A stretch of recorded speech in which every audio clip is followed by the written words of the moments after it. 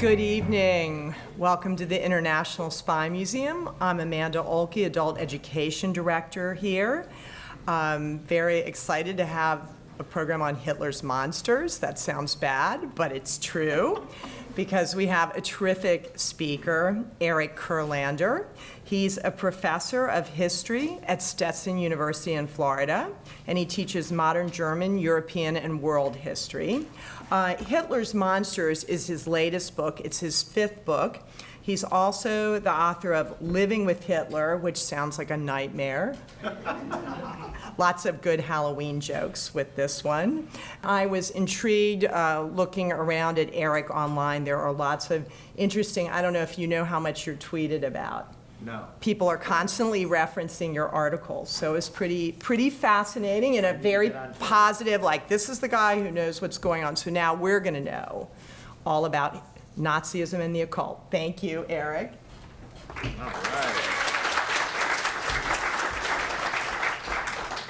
Thank you very much, Amanda, for inviting me, to Shauna as well, and Alden Farrow, the publicist at Yale who set this up.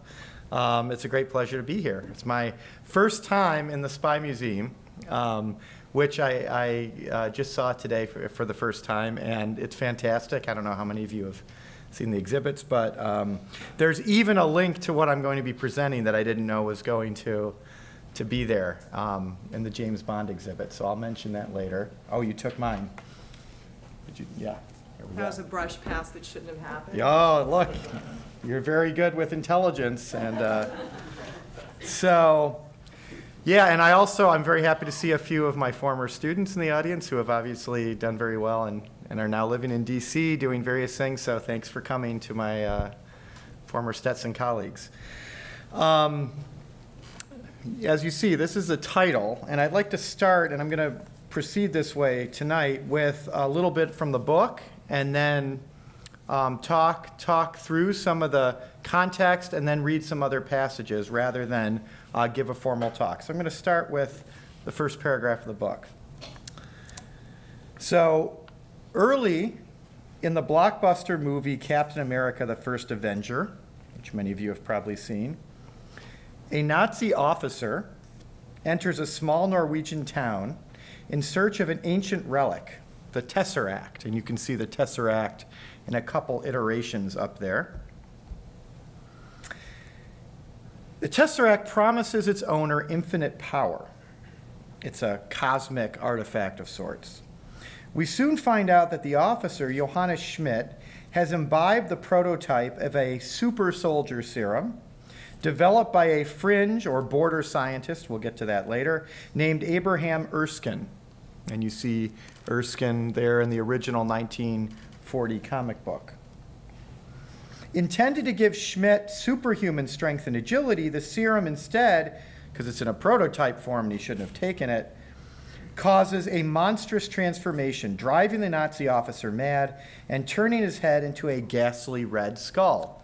Hence, the supervillain, one of the first in Marvel comic book history, the Red Skull.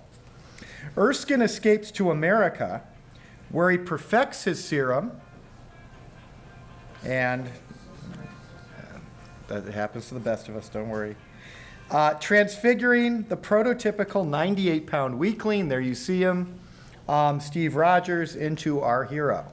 Now, Captain America has little time to hone his combat skills before confronting the Red Skull and the insidious occult society known as Hydra, which it turns out pulls the strings behind Hitler and the Third Reich, kind of an analogy to Spectre downstairs in the James Bond exhibit.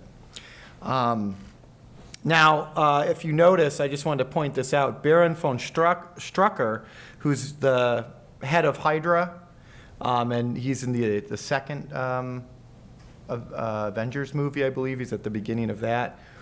That's what it looks like in the Marvel movie. It's very similar to the Wavelsburg, which is Himmler's order castle, where he has Grail ceremonies and a black sun, just to show you the fiction and the history coming together.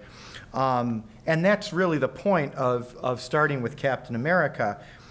Captain America contains all the elements of Nazi supernaturalism in popular culture. the connection to occult forces, mad scientists, fantastical weapons, a superhuman master race, a preoccupation with pagan religions, and magical relics supposed to grant the Nazis unlimited power. And of course, the pagan religion stuff comes back with Thor and Loki fighting over the Tesseract, and Thor, the Nordic god, has to take it from his evil brother Loki and bring it to Asgard for protection. Can you all hear me all right? Yep. Excellent. So from comic books produced during the Second World War, so while the Nazis are still in power, through 21st century video games like Castle Wolfenstein, from classic science fiction and adventure films like Raiders of the Lost Ark, The Boys from Brazil, to contemporary horror movies like Dead Snow or Hellboy, or superhero franchises like the Avengers and Captain America, our popular culture is awash with these images of the Nazi supernatural, right? Now,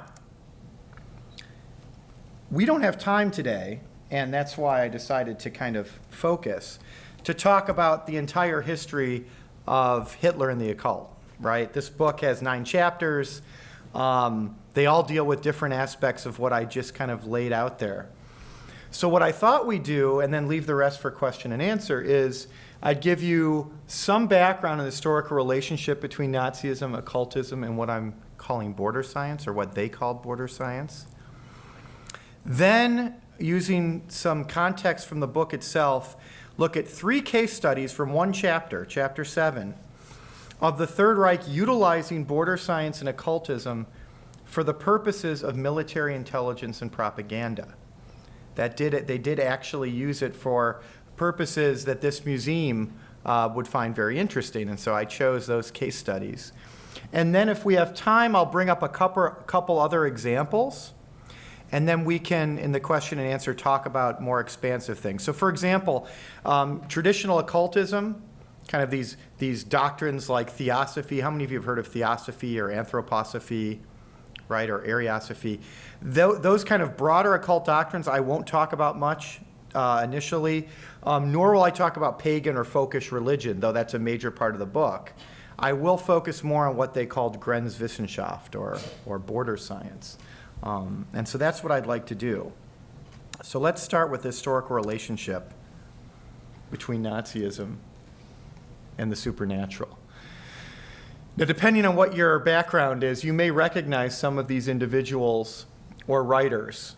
And I just want to riff off of this quote from Alfred Rosenberg. Alfred Rosenberg was the ideological czar of the Nazi Party.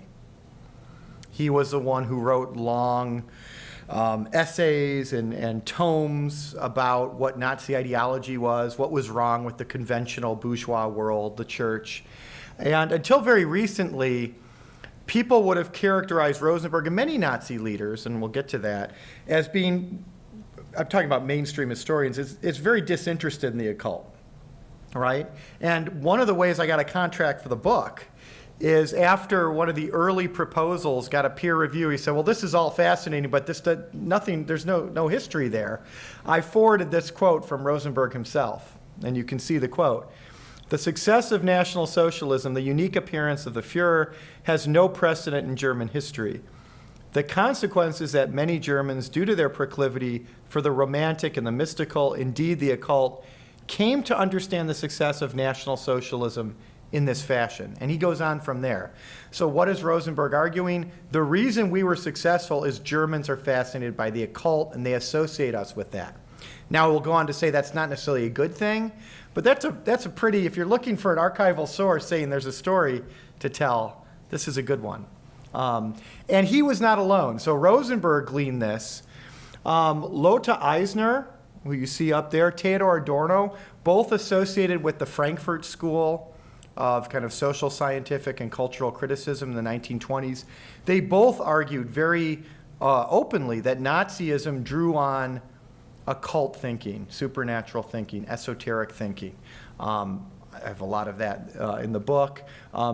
She was a film critic who looked at, like her colleague Siegfried Krakauer, another Frankfurt School film critic. If you heard of the book From Caligari to Hitler, It's a study of expressionism. Anyway, kind of film scholars often cite that book. He and Eisner both argue that the expressionist trend in German culture, the kind of fascination with horror and the macabre and authoritarian personalities, paved the way for Hitler. Adorno said, occultism, like anti-Semitism, which is based on what seems like a science but it's really faith-based, religious, mystical thinking, is exactly what facilitated Nazism. So there's a lot of contemporary intellectuals who made that argument. And then Rudolf von Sobotendorf, who we don't have time to go into today, he argued in 1933 the Nazis came from his movement, his occult movement, and the Thule Society, which he co-founded. Some of you might have heard of the Thule Society, the Thule Gesellschaft. We've got Rosenberg, and we've got Rauschning, a guy who wrote a book about interviews he had with Hitler. So there was a very powerful contemporary belief that the Nazis were wrapped up with occult, border science, and pagan religion. And then you get this first generation of what we call historiography, which is the kind of the interpretations that historians make about the past. And some of these are very good scholarly works, like Mosa, Stern, and Goodrich Clark's The Cult Roots of Nazism, which focuses on one secret Aryan cult, really, the Ariosophists, which I'll talk about briefly today. Others, like The Mourning of the Magicians, is kind of crypto history, like Trevor Ravencroft's Spear of Destiny. I don't know if you've heard of that as well. But all of a sudden, you get this efflorescence in the 60s and 70s of a belief that Nazism is based in the occult, right? Some of it's good history, some of it's not. But all of a sudden, this contemporary idea, after maybe 15 or 20 years of kind of incubation, becomes a very popular trope. All right. And then, including a colleague of mine from graduate school, some people start researching the occult per se, occultism, esotericism, in the 90s and 2000s, and their arguments are much more skeptical. I would say the general trend in a lot of this work is, first of all, everyone was interested in the occult in the 1890s through 1930s. That's one of the arguments they make. But just as everyone was interested in it, it was also very modern. Everyone is trying New Age spirituality and thinks that maybe they have ESP and they're going to, parapsychologists to test them and see if they really have it, right? There's still people doing that today. We don't have to get to those analogies yet, but we could later on. And so their argument is, why this obsession with Nazism, they call it, when everyone in Central Europe, and even if you read Anne Harrington and others in France and Britain and America, were going to their spiritual gurus and trying out new religions. If anything, that just says that there's nothing really uniquely interesting about the relationship between Nazism, occultism, border science, what have you. The problem with this argument, as you'll see in my own book, is it doesn't have to be a direct connection. That is, not everyone who practices some version of occultism, just like not every Christian supports the same religious doctrine or political party, has to support it for it to be influential, right? For that way of thinking or those doctrines to be influential. So my work, what I'm going to talk about today, accepts their premise that everyone was interested in these border sciences and occult ideas, that they're not quintessentially backwards, but that more than any political party of that era in Germany or elsewhere, the Nazis drew on it, while other parties were skeptical or so. What does that have to do with social and political, issues, right? So that kind of gives you a sense of the context in which we'll be arguing today. All right. Any questions so far? I want to give you a chance to ask questions because I just went through a lot of stuff pretty quickly. Okay. We'll save them for the end. Now, a quick case study here before we get to a quick example of Nazi anti-occultism, which is in the 5th chapter of my book, before we get to the military intelligence and espionage. So one thing that people often bring up is when the Nazis came to power, they attacked occultism. They attacked border scientists. Okay, and I want to talk about what that means, what the differences between border science and occultism. You all understand occult as being into witchcraft and secret forces and clairvoyance, dowsing, divining, right, with a divining rod.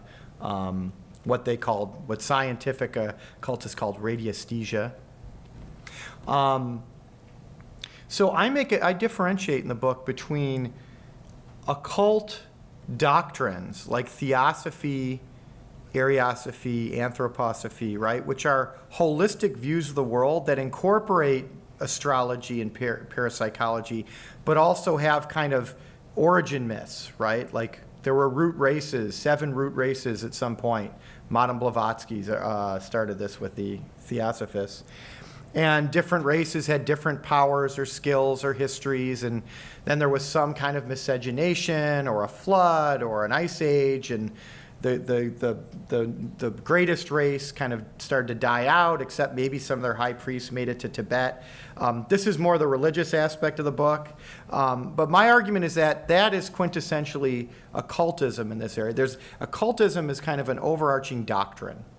Border science are practices by people who sometimes are occultists, but sometimes they're just Nazis, right? Or your local doctor who's got a homeopathic background, right?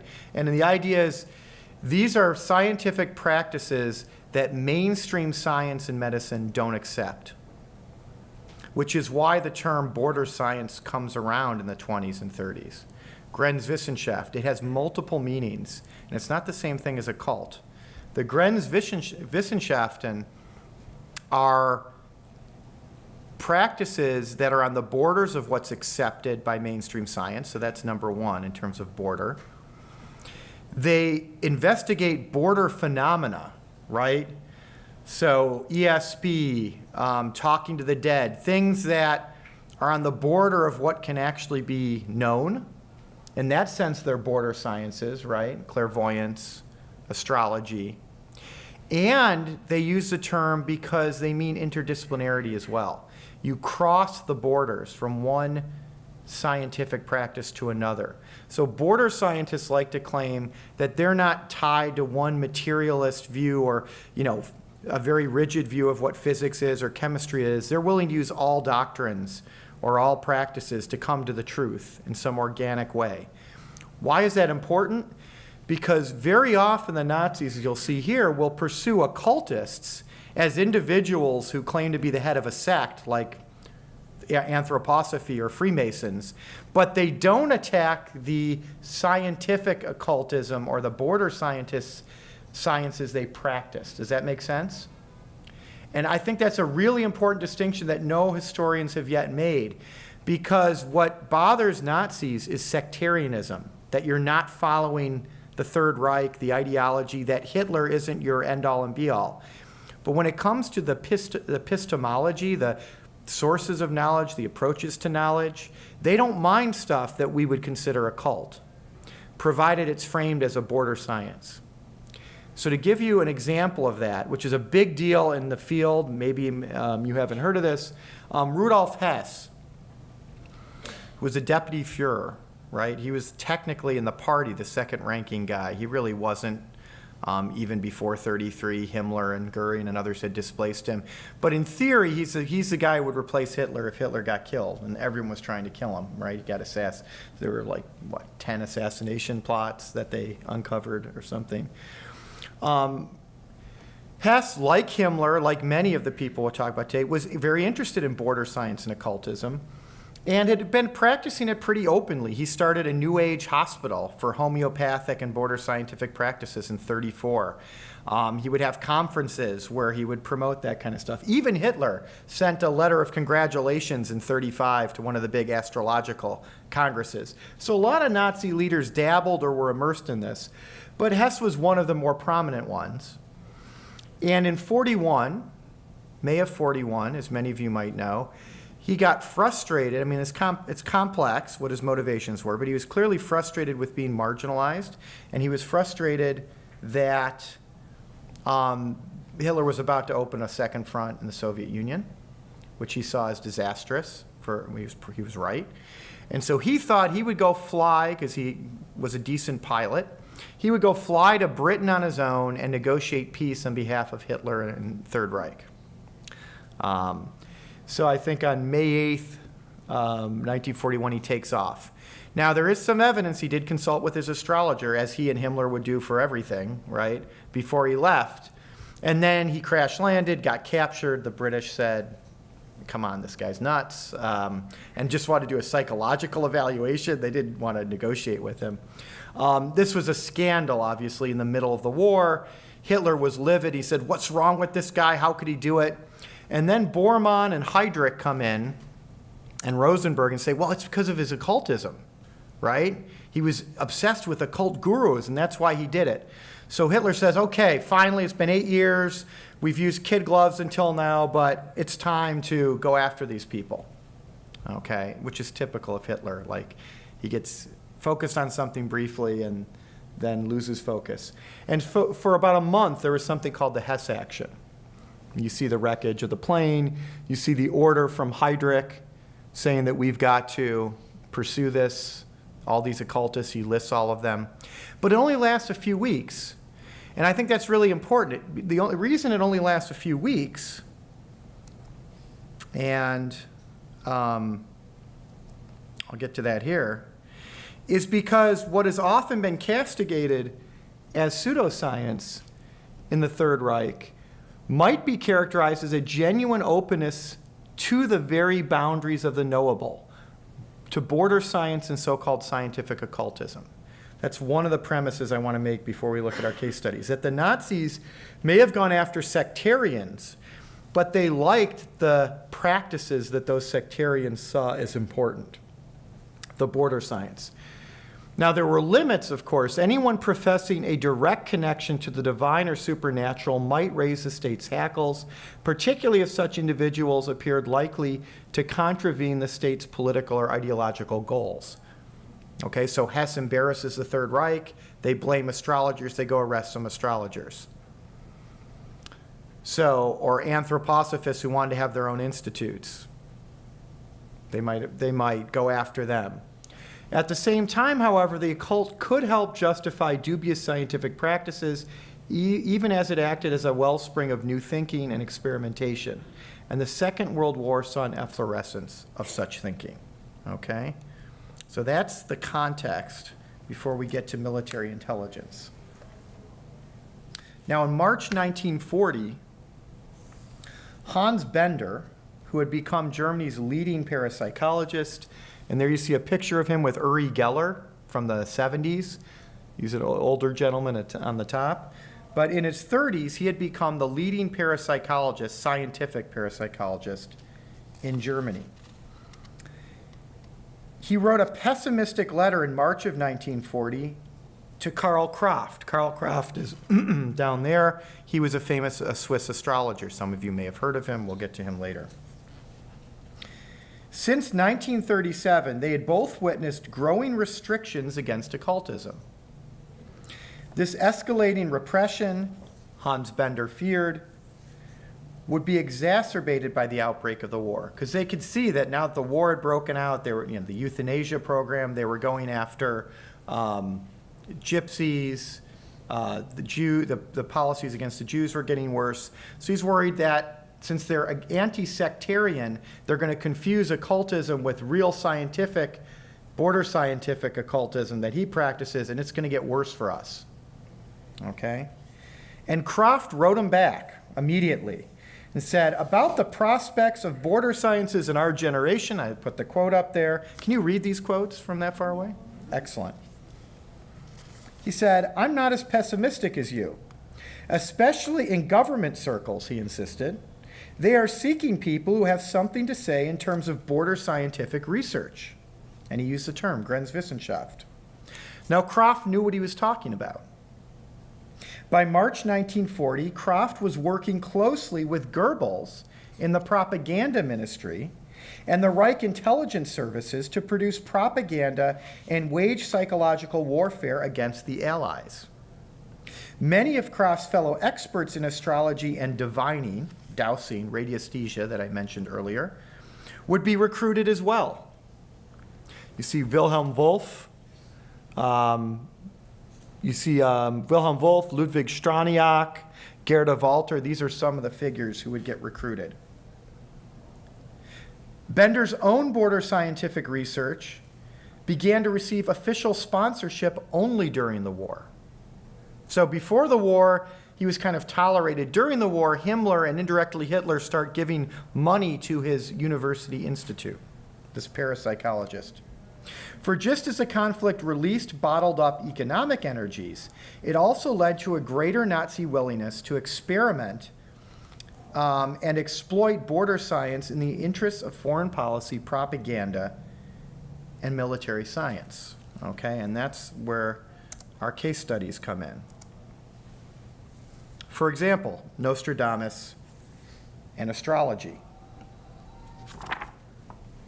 Now, before September 1939, as I suggested, the Third Reich had been ambivalent about sponsoring astrology in any official capacity. So Himmler and Hess had intervened to make sure that astrology per se, the practice of scientific astrology, was not banned.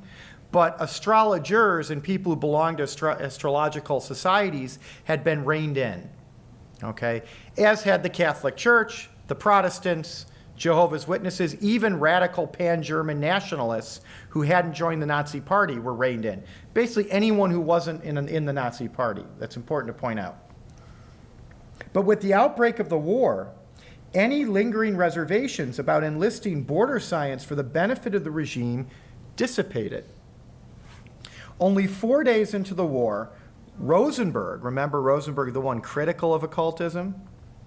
Rosenberg's attack dog in occult matters, a guy named Kurt Kissauer, produced a policy paper, okay? This is a high-ranking official with a policy paper entitled, quote, "Astrology as a Means to Influence Public Opinion," unquote. The report indicated that the British had used fake horoscopes to good effect in Germany. Okay, and the SS noted the same thing independently of Rosenberg's office, that Germans really did seem susceptible to this kind of propaganda. If Germans were susceptible to occult thinking, why not employ similar astrological propaganda against the Allies? That was the point of Kissauer's policy paper. Well, while he's thinking about this and while Himmler's collecting all this astrological stuff, Goebbels, of all people, on October 30th, 1939, so 8 weeks into the war, reported on a ministerial conference during which he announced, in his Reich propaganda ministry, that he was examining astrological writing to, quote, determine himself whether there were any inherent dangers, unquote. 2 weeks later, he brought a letter from Karl Kraft himself, okay, to Hitler. He'd gotten a letter, or the intelligence service had gotten a letter from Kraft on 2 November. And he brought this letter to a lunch meeting with Hitler.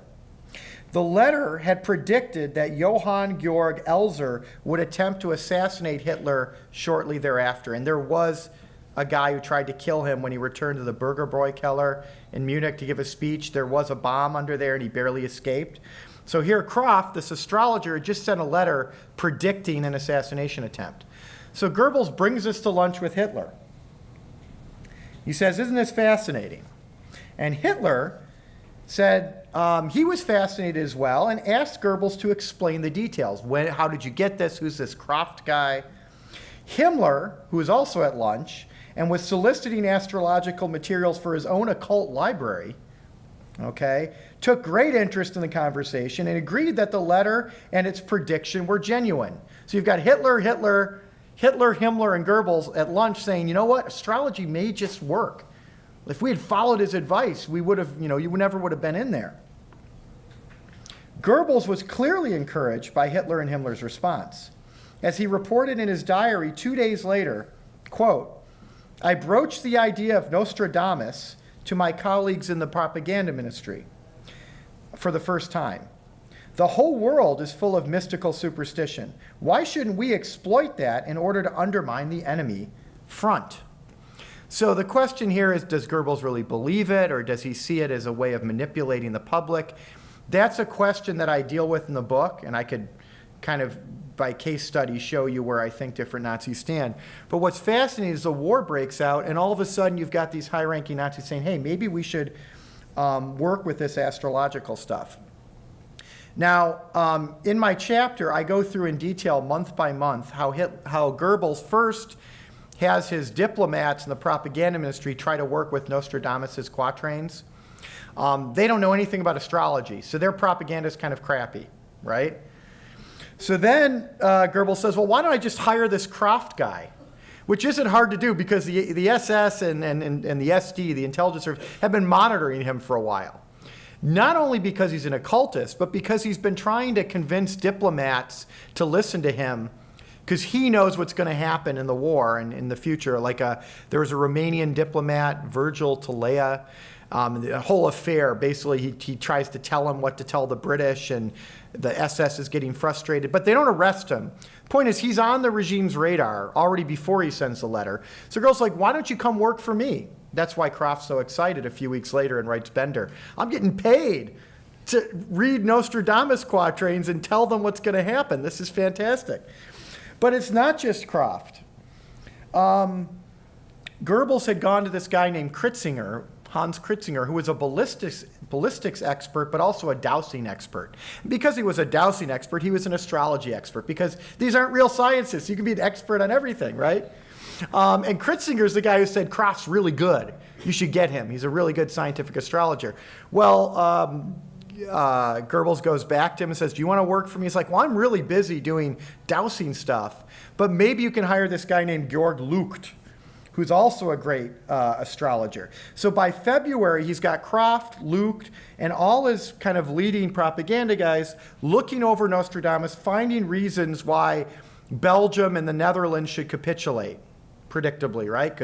And Norway. Why? Because they invade Norway in April and Belgium, the Netherlands in May. They're literally, you can piece together how Goebbels, the lead propagandist, is using Nostradamus to come up with propaganda for why Allied countries should capitulate and why German soldiers should be confident that they're going to win. Okay? I'm not going to recount all of that here. It's fascinating, other than to say that this really happened. Okay? I want to move on to our second case study, which is, I'll give you the context here, the two case studies which are related. So, waging war with border science. On 12 September 1943, the SS captain Otto Skorzeny, who's downstairs in the James Bond exhibit, the historian for the Spy Museum has argued that Skorzeny's the model possibly for Blofeld or for one of the other Bond villains with a scar. You'll see him in a minute. So this Special Forces captain, the SS, Otto Skorzeny, conducted a daring raid on the Campo Imperatore Hotel in Italy's Gran Sasso Mountains. His mission was to liberate Il Duce, Benito Mussolini, whom the Italian people had deposed and arrested in the wake of the Allied landings in Sicily a couple weeks earlier. Now, for weeks, the Italians had been moving Mussolini from one obscure site to another. The goal was to prevent just this kind of rescue operation. It would have been a real propaganda coup if the Axis had gotten Mussolini back and could set up a puppet state, right, in northern Italy. But somehow, Skorzeny found the dictator's location, and in a matter of hours, his airborne troops swooped in their DFS-230 gliders and defeated Mussolini's captors without firing a shot. And I'll show you the picture of what we're going to get to that in a minute. Here's the operation I'm talking about, okay? You'll see how they're linked, both of these. Whisked off to Vienna, Mussolini was named leader of the new Italian Social Republic, a German-dominated rump state desperate to hold off the Allied advance. But in the midst of Germany's last offensive in the east, Operation Citadel, the disaster at Kursk, all the other things going on, obviously the Sicily invasion, this might have been the greatest and last major military operation that you could deem successful and a great kind of propaganda coup at the same time. We found Mussolini, rescued him, there's hope, right, for the Axis. axis, right? So Operation Oak constituted one of the Third Reich's last great public relation victories. Nevertheless, the most remarkable aspect of the raid was not Operation Oak, which is a technical term for rescuing Mussolini. It was Operation Mars, the intelligence operation that ostensibly located Mussolini in the first place. Evidence suggests that the information on Mussolini's whereabouts was pieced together by conventional intelligence operations, we'll get to that in a minute, and breaking of Allied radio codes. But Himmler and Schellenberg, who had replaced Heydrich as head of the SD, insisted they'd garnered this information from an expert team of occultists assembled in a villa under SS administration. Now, Operation Mars wasn't the only time that astrologers, clairvoyants, or diviners would be recruited to help the regime. As you can see here, for 4 years after the Hess action, the SS employed border scientists in military technology and research, seeking ways to improve morale, extract intelligence, and exert mind control. Even the German Navy joined in, assembling a group of diviners and astrologers to locate Allied battleships. So I want to talk about that first, and then we'll get to Operation Mars.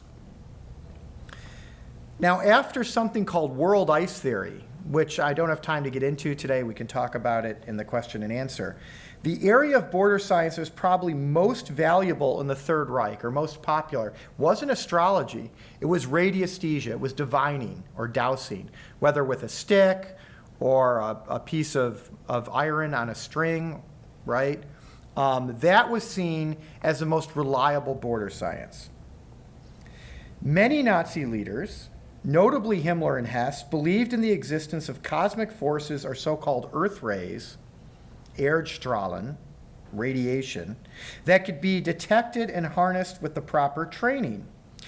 Even Hitler had ordered one of Germany's most famous diviners to check the Reich Chancellery for malignant forms of death rays that were under the earth, and we're going to somehow give him cancer.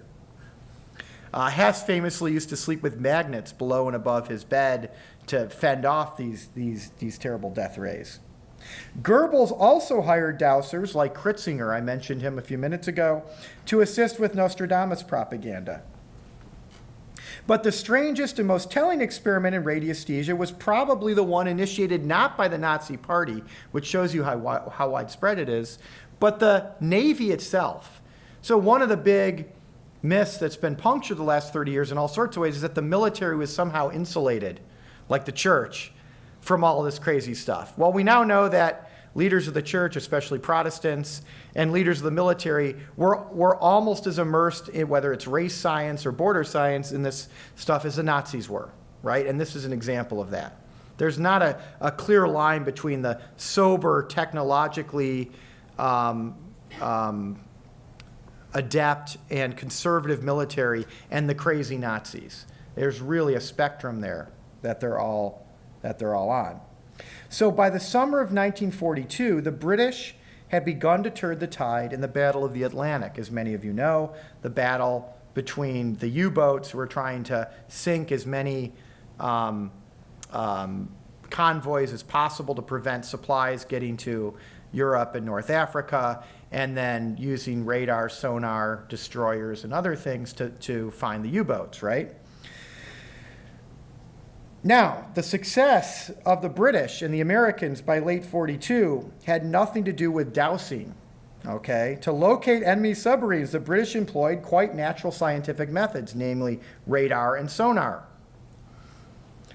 They were aided in these efforts by sophisticated code breaking and the extensive use of American convoys.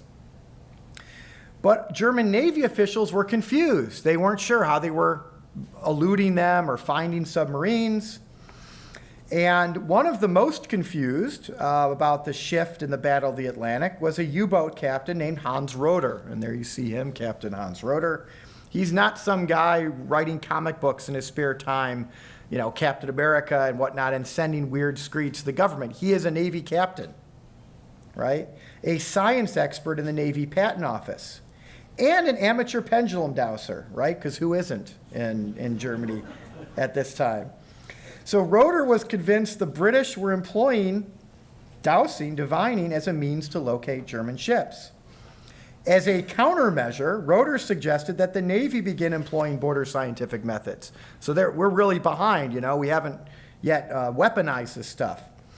Were Roeder operating in the Royal Navy, his suggestion to set up an officially sponsored pendulum institute would likely have been dismissed as outrageous. And we know the British and Americans had some fringe things going on, but they never got any money, and it was kind of a joke, and all the efforts were focused on conventional things and massive undertakings like the search for an atomic bomb, right?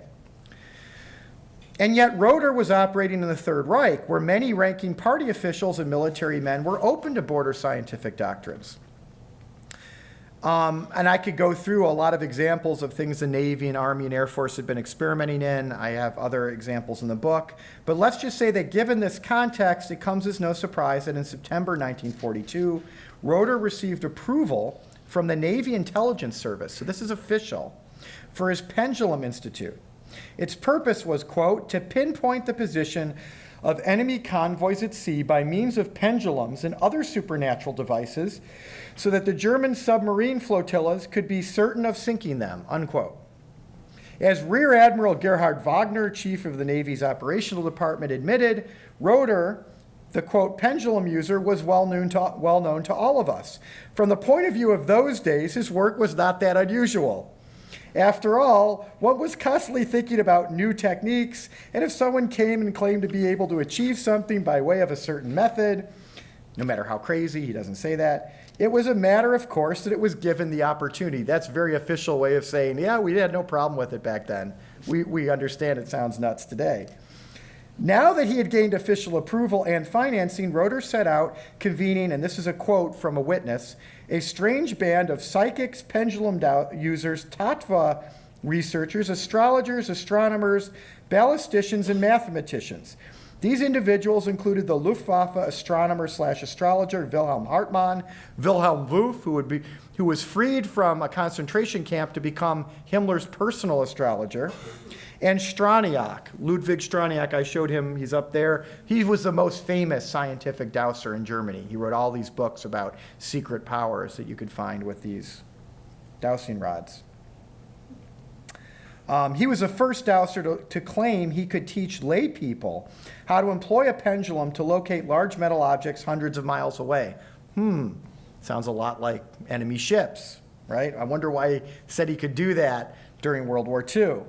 Roeder also tapped the prominent astrologers Kritzinger and Kraft. They're still around. The latter recruited directly from prison. I'm not going to get into why Kraft went to prison, but it had nothing to do with occultism. Basically, he was totally rejecting the Nostradamus orders he was being given, and he went rogue and said, all these things were going to happen that Goebbels didn't like. But anyway, they take him out of prison, throw him in this institute. Gerda Walter, a parapsychologist who had weaved in and out of Heydrich's crosshairs for years. Gerda Walter used to claim that she would talk to Ernst Röhm, the dead head of the SA. At night, he would come to her and they would have these nice conversations about why Hitler killed him. They recruit her to help out, okay? The leaders of the German Society for Scientific Occultism that had been banned, they decide to bring the two guys in, Fritz Kvada and Konrad Schupa. So they're brought in despite the Hess action I mentioned. This is a year after they supposedly were going to wipe out occultism. Now, I'm not going to get into all the details again of this institute, except to say that it lasted for a period of months, did absolutely nothing productive, and no one paid any kind of cost for that because it was seen, oh, well, maybe we were faulty in some measurements, but it was a worthwhile operation. In fact, all the occultists, and this is the last case study, that were operating in that realm end up working for the SS a year later to find Mussolini, and that's what I want to close with. So according to a number of Navy officers, the Institute produced no meaningful results. Nevertheless, the Institute indicates the Third Reich, fueled by wartime necessity, had moved into a new, more open phase of border scientific experimentation. The search for Benito Mussolini is emblematic of these continuing efforts. The inspiration for Operation Mars likely grew out of the Pendulum Institute. So very few historians even recognize these things were going on, much less see how they're linked. But it's clear that the Pendulum Institute brought the SS into closer contact with a number of prominent border scientists, including Wilhelm Wolff. Himmler's masseur and confidant Felix Kirsten claims to have facilitated Wolff's rise by soliciting a horoscope of Hitler, which was forwarded to Arthur Nebe, who was head of the criminal police under the SS. And he thought, well, this is a really good horoscope. So he forwarded that on potentially to Himmler. It's equally likely that Wolff's yeoman work for the Pendulum Institute, Wolff claims that he was able to find these ships, unlike other people, brought him to the attention of Nebe, Schellenberg, and eventually Himmler. Whatever the reason, on 28 July 1943, almost a year to the date after the Pendulum Institute opened, Himmler ordered the Gestapo to bring Wolff to Berlin. There he met Nebe, who instructed him as to the particulars of his mission. Mussolini had been kidnapped, and Himmler wanted Wolff to locate Il Duce by astrological means. Now, Wolff was only the first of many occultists contacted. A few days after Wolff's interview with Nebe, so they're giving them interviews to see if they're serious, right? The seer, the clairvoyant Kurt Munk, was taken out of Sachsenhausen concentration camp, where he ended up after the Hesse action, to Berlin, where he was asked to locate Mussolini. So he corroborates this. He's like, they just took me out of the camp and put me in Berlin. This is great. Over the next few days, nearly 40 more representatives of the occult sciences were assembled in a comfortable villa in Wannsee, probably Nebe's International Criminal Police headquarters. They didn't know anything about the way that the SS worked, but it seems to be where they were assembled. Upon arrival, many of them demanded and were given copious amounts of food, alcohol, and cigarettes. Schellenberg would in fact complain that, quote, these seances cost us much money, as these scientists need good food, drink, and tobacco to be effective.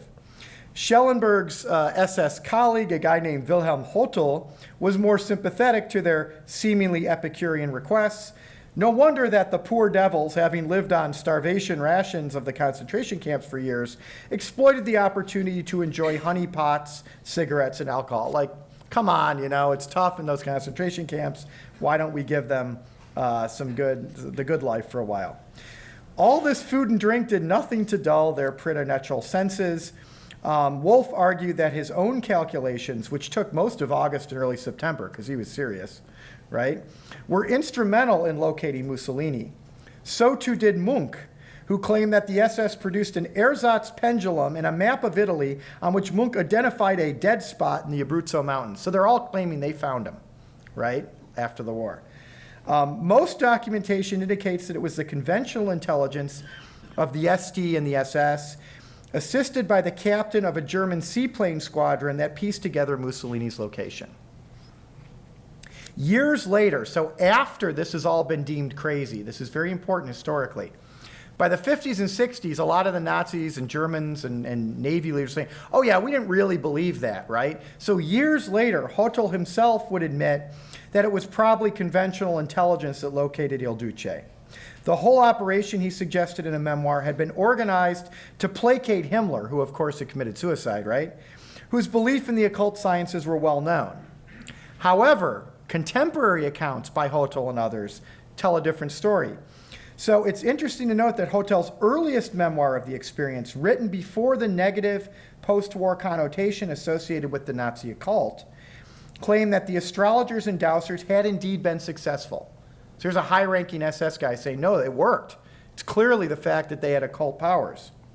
Equally significant is Schellenberg's account. Now, this is really fascinating because Schellenberg, the guy over there who replaced Heydrich, he famously would have Wolff come down for a drink to his office and say, so what's Himmler asking you to research now in the stars? What have you been telling him? As a way to kind of figure out what Himmler's next plans were.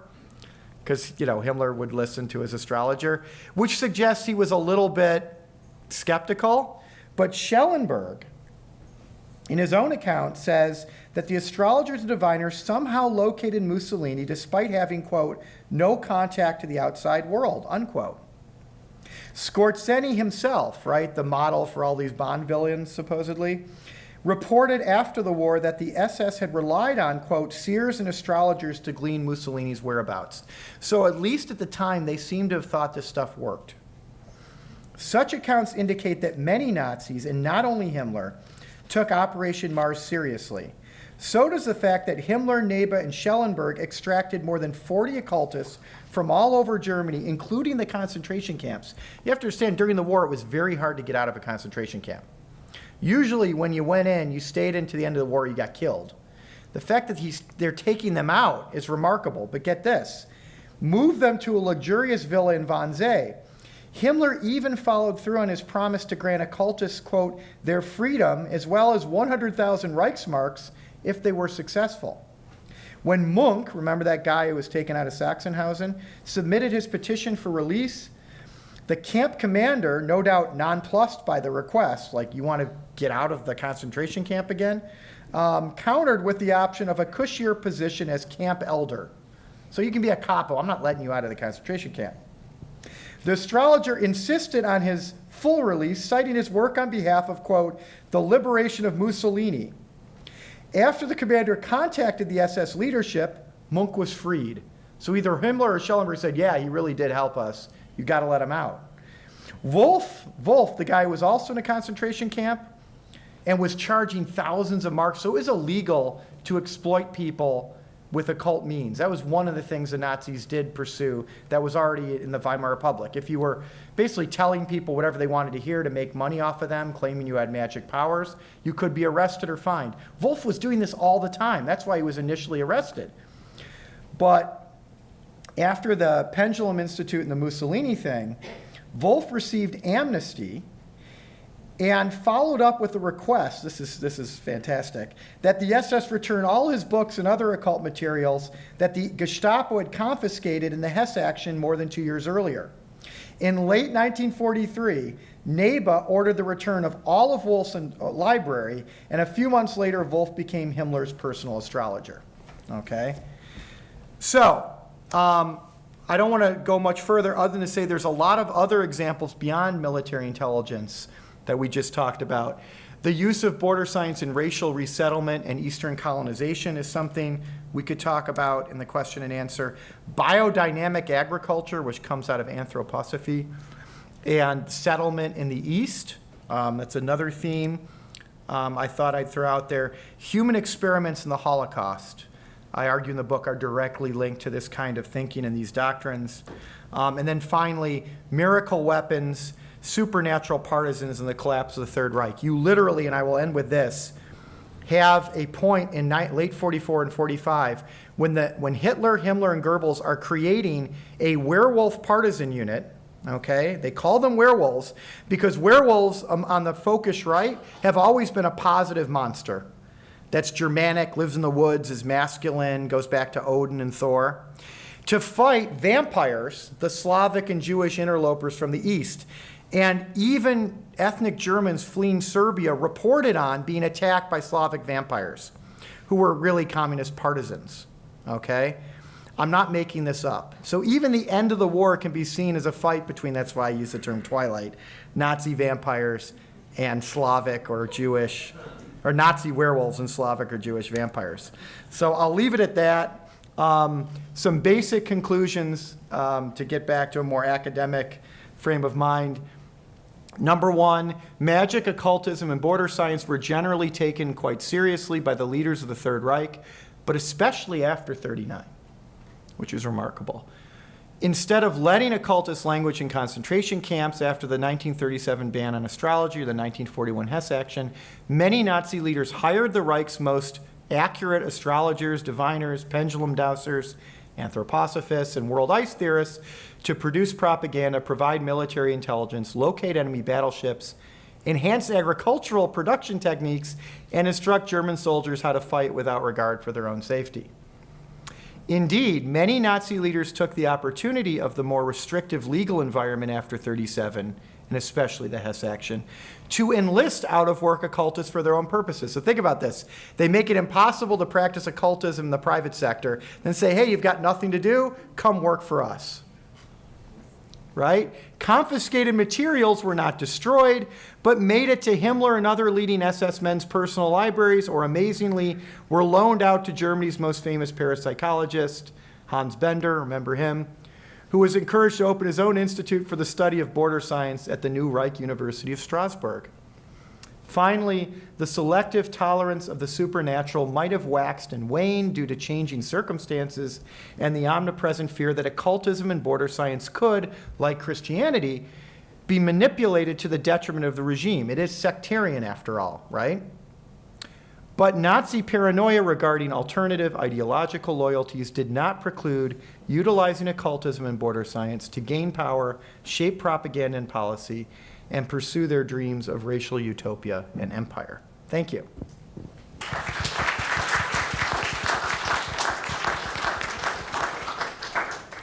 $50, so That was amazing and scary, and I think we'll have to open a pendulum institute here at some point. Anybody have any questions? I was wondering what the connection was with the Holocaust with this. Right. So it's a great question. There's a lot there. I would say there's all three of the strands of my research, the occultism, the pagan religion, and the border science come together in the Holocaust. So on the one hand, you have a eugenical theories that have left the boundaries of mainstream science. So eugenics in the West, it's horrible, and ultimately most of it's pseudoscience, right? It doesn't really work, it's not practicable. But the reason it didn't expand is because mainstream biologists and anthropologists are like, what are you doing with that syphilis experiment? You haven't proved anything. And most of the scientists, and this is, you need this background to understand the difference, right? Who were practicing eugenics said, you're right, we can't, there's double-blind tests. It's too bad we killed all those poor African Americans, but it isn't really working, right? Eugenics doesn't make sense. There were no massive programs of eugenics that lasted. In the Third Reich, they didn't really care whether it was accepted by international peer review. So they would talk in Darwinian and eugenical ways, but they're really getting the ideas from Ariosophy and Anthroposophy of root races and Atlantis and world ice theory. The idea that there are superior races and inferior races, that some have monstrous qualities and abilities, others are superhuman. So when you think in those terms, and the Jews are the worst of all races, and you're in a period of dearth and you're fighting against the Jewish Bolshevist menace, all of a sudden eliminating Jews is not a complex eugenical issue of, well, which Jews do we eliminate and are they partially German, becomes they're monsters that have to be gotten rid of. Now, where do we see that reinforced? We see that reinforced in the views of Jews as vampires coming out of folklore. So Hitler, Himmler, Rosenberg, they're all these analogies or just literal like equations of Jews to parasitic monsters or literally vampires who like sleep under the earth and come out at night to attack Aryan women and suck out their life force and corrupt them. This is not just a Nazi thing. I mean, there's examples, even the mainstream film Nosferatu is seen as a caricature of an East European Jewish interloper with superhuman powers over an Aryan. I mean, there's all sorts of cultural studies, interpretations, but I'm arguing that these things reinforce each other. So the folklore and pagan religion and kind of mysticism that informs their anti-Semitism is linked to the eugenics. And then the third thing is this border scientific idea of living space that also has a tradition on the folkish right. The idea that we need blood and soil that's pure, where we can have German peasants, warrior peasants who can fight against the Slavic and Jewish hordes. And when you combine all three in war, and you can start to see why they say, well, we need to eliminate the Jews and secondarily the Slavs to have a pure German empire. Does that make sense? I give a lot more detail in the book, but all three of those things reinforce each other. Eric, do you mind doing a quick touch on world ice, if you can do such a thing? Yeah, so world ice theory was invented by an amateur scientist or kind of popular writer in the 1890s, a guy named Hans Horbiger, an Austrian. And later on, that's a big deal. He, like Hitler, he's this brilliant technically trained specialist who understands things better than mainstream scientists, right? It came to him in a dream. He had a dream that there were giant blocks of ice smashing into each other, out in the cosmos, and that must explain everything. And because he didn't know science, he got an amateur astronomer named Philip Thot to write with him a book called Glacial Cosmogony, which I think came out in 1912. And immediately, already, mainstream scientists, geologists, geographers, this is like, one of them famously said, if you just replaced ice with olive oil in the book, it would be no less convincing, right? I mean, it just was meaningless. It was like a religion he had created, that giant blocks of ice smashed into each other, and there were moons of ice, and when they hit the earth, they created a flood, and all the frost giants did well for a while, but then they died out, and the Aryans, lost their civilization. Atlantis collapsed. Fit in perfectly, by the way, with the folkish occult ideas of the time. And so in the 20s and 30s, right-wing thinkers said, well, this is a great science. This isn't Jewish. There's no Einstein that we've got to worry about, or Freud with world ice theory. And then Hitler and Himmler sponsored it in the Third Reich. And I have a whole part of a chapter that goes into the sponsorship of world ice theory. There's a belief that the reason they didn't equip properly for Stalingrad is because they thought that Aryans are more immune to winter because of world ice theory, and therefore the Russians would suffer like they did in World War I because they're inferior and don't have these superpowers, but the Germans will do okay. There's some evidence of that, yeah. Anybody else? Oh, David? I'm curious what insight you have into German public opinion on some of these issues. You've talked a lot about certain leaders, captains, and others, but what about the people? What sources do we have about what the German people bought into? Yeah, so that's a great question. And what's wonderful about I showed you some of those works, more revisionist works from the 90s and 2000s. They lay that groundwork for me. So they show the proliferation of border scientific and astrological and occult thinking from the 1890s on. So their argument is that if you were a bourgeois German or Austrian who hung out in a Vienna or Munich, Vienna cafe, Munich beer hall, you believed in something that I talked about. So their only difference from my argument is that, well, that didn't make you more susceptible to fascism than anyone else. That there's, bless you, that liberalism and socialism and all these other movements are just as attractive to you as someone who believes in world ice theory as fascism would be. I'm arguing that's not the case. Like, the empirical research shows that the people who are most invested in this tend to support the fascist parties. But the fact is, everyone, according to them, is interested in it. Now, I show in the book that even Nazis recognize, or Nazi-affiliated scientists who don't like occultism, that the socialists seem immune to it, and the liberals. And they acknowledge that while liberals and socialists called into question all our traditional values, which helped breed fascism, which is good, it's not their fault that we have these crazy ideas like world ice theory. That's the fault of the fascists, who seem to kind of support that. So even within the party, there's a recognition that if you were a materialist Marxist or a secular liberal or a very traditional Christian, you didn't find this stuff interesting. Now, my colleagues, revisionist colleagues, would argue, oh no, they were interested too. I don't see as much evidence. If you were an educated liberal or a socialist, you were much less likely to visit an astrologer, or like Ludendorff, think that there's weird conspiracies of people who can manipulate gold and force your train to crash with mind waves and all these other things that right-wing thinkers seem to believe. That you can smell a Jew hundreds of meters away because they're from a different race. Yeah. Good question, though.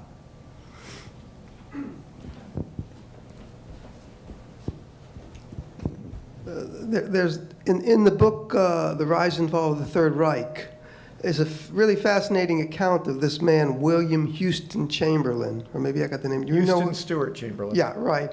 That he was like the spiritual father of Nazism, and then he was traveling up from Italy, and he had a vision, and he got off the train and just sat and wrote a book, completely possessed, completely channeled the book. The foundations of the 19th century. Right, and that book actually was the spiritual guide of Hitler and all the people But you haven't mentioned him. Does he?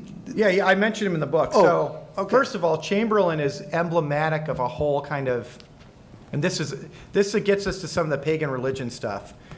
So, Germans in the post-Romantic era decided, for all sorts of reasons, many Germans and Austrians, that traditional Judeo-Christian identity, Greco-Roman identity, classical, all this heritage that in the Enlightenment many Germans still embraced as a common Western heritage, were really the French and British view of the European world, and that Germans were slightly different. And part of that was a search for a new heritage, which they found in a kind of common Indo-Aryan culture, coming out of northwest India and Persia. And lots of thinkers who weren't racist also were fascinated by what Germans called Indology, the field of studying India and Indo-Aryan science and religion and culture. Chamberlain was one of these folkish thinkers. He was actually British, but he hung out all the time in Germany, learned German, married Wagner's daughter.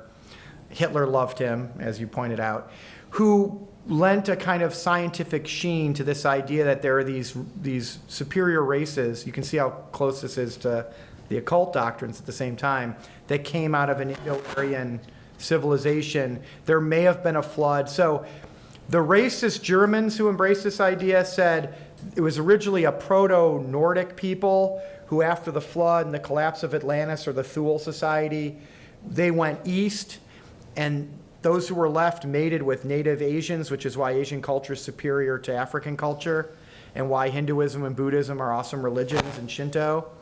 The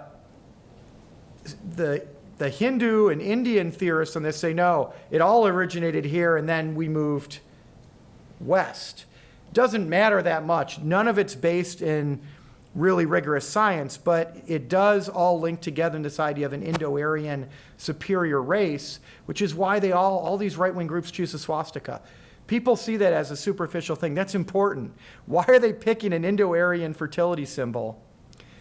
And not just the Nazis, like all the German Order, all these occult groups, because it's such a common belief that that's where the Indo-Aryan race comes from, and religion and culture and certain occult powers, that of course you're going to put a swastika on your book, on your flag, right? It's the substitute for the cross. And Chamberlain believes in that stuff. So that's why. And there's all sorts of interesting stuff in the Third Reich coming out of that. But Chamberlain's just one of many. Paul de Lagarde, Julius Langben, Theodor Fritsch, Lanz von Liebenfels. We could talk about all these thinkers who make similar arguments. All right. Well, I know Eric will answer questions while he's signing books if anybody wants to dive deep on any of these endless topics. Thank you so much. Really incredibly fascinating. You're welcome. Thank you.